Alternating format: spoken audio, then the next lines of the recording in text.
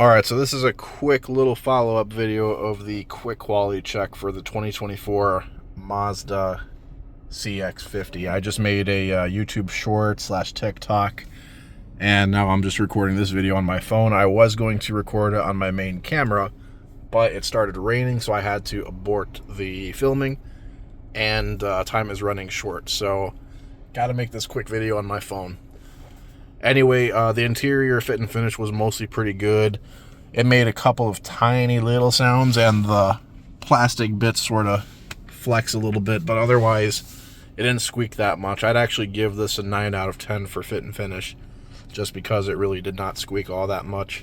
And as far as materials go, we got sort of like half fake leather, there's some kind of plastic material on the seat, there's some kind of fabric material on the seat, and then this same little plastic insert is also on the dash and on the door.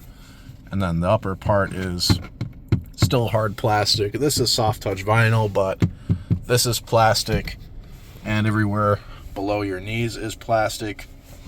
Buttons and switchgear are alright. They're pretty much just whatever you get on a modern Mazda nowadays. Good enough. Good looking bright work too. Cloth headliner, cloth sun visor.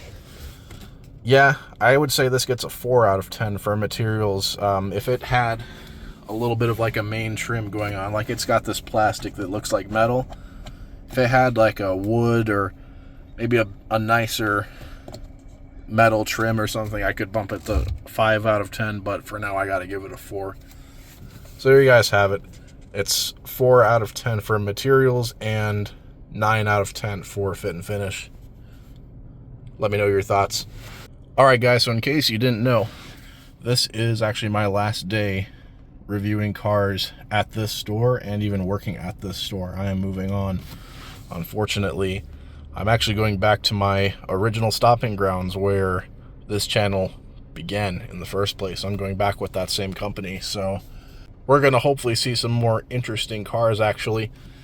That'll be nice for the channel, but I'm moving on for other reasons. It's nothing personal though. They're good people, you know, at this current place, but unfortunately I have to part ways. So this will be the last car from this place on this channel, and yeah, stay tuned. Also, we got about 400 miles on this car. It's virtually brand new. And I guess overall, what do I think about it? Well, the steering and handling is actually pretty impressive. I said this about the Mazda 3 hatchback. Very tight steering, has a good weight to it, and the car doesn't roll all that much. The body roll is kind of at a minimum, considering this is an SUV. Impressive handling, not very fast though. The 4-cylinder just is not that fast. It's yeah, it's kind of slow. But good enough car, good family car, you should probably buy it. Anyway, thank you guys for watching. I will catch you on the other side. Peace.